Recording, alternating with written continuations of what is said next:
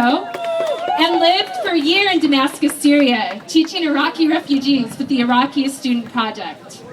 While she's done all this amazing work, you probably are most likely to know Sarah because in 2009, she was captured by Iranian forces while hiking in Iraqi Kurdistan. Sarah, her fiancé, and their friend were then held in detention without communication and without legal representation or trial.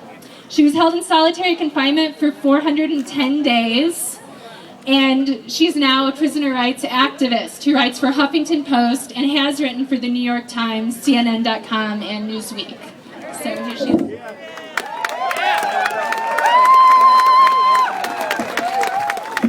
Just gonna take this off here. Okay. So I know what it's like to sit in a prison cell and know that you don't deserve to be there.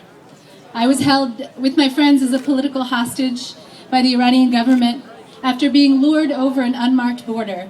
I was driven into Tehran, we were torn apart and thrown into solitary prison cells.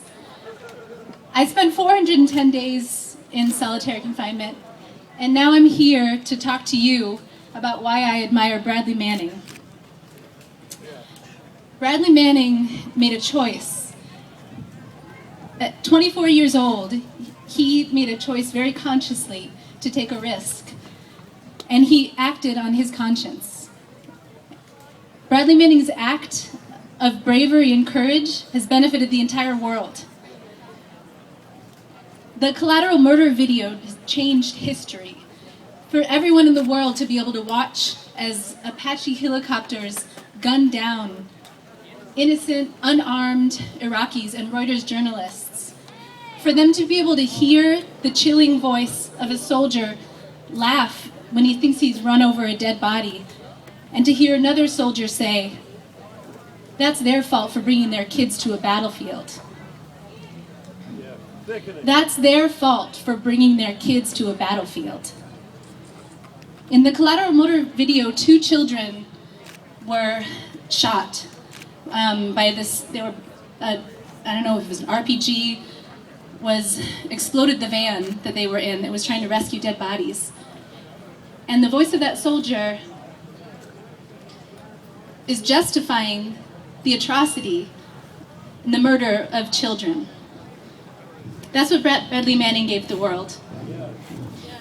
That's the voice that Bradley Manning gave the world.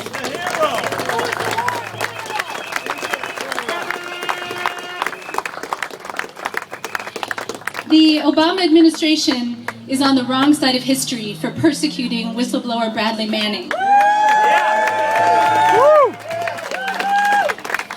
Obama, the candidate, said that whistleblowers were patriots. And now the Obama administration has targeted whistleblowers more than any other administration in history. They've invoked the Espionage Act in 5 cases, which is more than all other administrations combined. Terrible.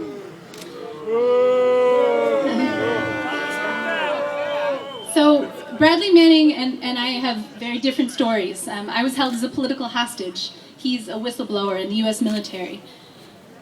But what we have in common is that we are both being used by governments. My friends and I were used by the Iranian government to try to extract concessions from the US government. Bradley Manning is being used to set an example so that more whistleblowers, or potential whistleblowers in the future, will be afraid to act.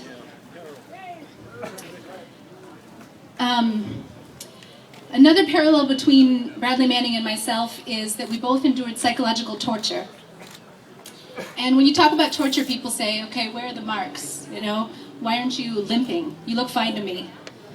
Psychological torture that Bradley Manning endured in Quantico, and I endured at Meade prison, is 23 hours a day in lockdown, alone in a cell, with nothing in the world but your own terrifying thoughts. The reason that they gave for holding Bradley Manning in solitary confinement was for his own protection. They said he was at suicide risk. I was told the same thing. I was told that I couldn't be in the same cell with an Iranian woman because I might be in danger, which is a lie. People in solitary confinement are 50% more likely of committing suicide than other prisoners in the general population. In our country, and we are the greatest offenders of psychological torture in the form of prolonged solitary confinement of any country in the world, we have up to 80,000 people in isolation on any given day, up to 20,000 or more in prolonged isolation, which the UN has clearly said is torture. So even though Bradley Manning and I have unusual stories, the conditions and the torture that we endure is not unusual. It's prevalent and widespread in prisons across this country today. And around the world in our secret prisons. When I try to describe the torture of solitary confinement, I don't think, I'm always at a loss for words because I don't really think that it can be described in words. It's like a slow death. There's a gray, limitless ocean spread out in front of you and behind you that threatens to swallow you. It's a world with the life drained out of it. They put Bradley Manning in solitary confinement because they wanted to break him. That's the only reason to torture a person. A broken prisoner is easier to control, and I'm sure they hoped that he would inform on Julian Assange and WikiLeaks, which he didn't.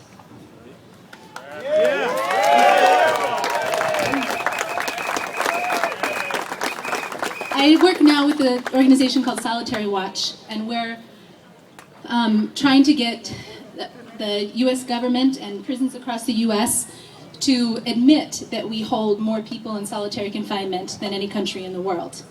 The UN, the committee, we as the United States is a signatory of the Convention Against Torture, and the preceding body, the Committee Against Torture, has said that prolonged solitary confinement is torture. In 2011, the Special Rapporteur on Torture, Juan Mendez, said that any period of over 15 days can cause permanent psychological damage and can constitute torture. In our country, we have people in solitary confinement for months, years, and even decades.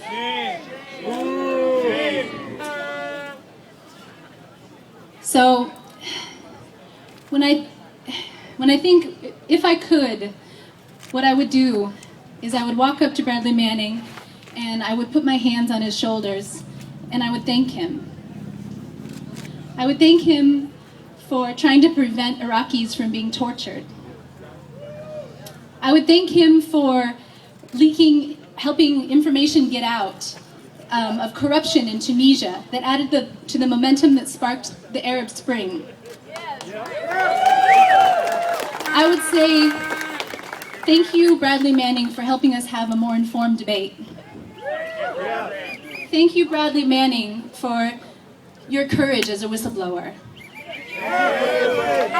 Thank you, Bradley Manning, for being an extraordinary citizen, and thank you for what you've given us all.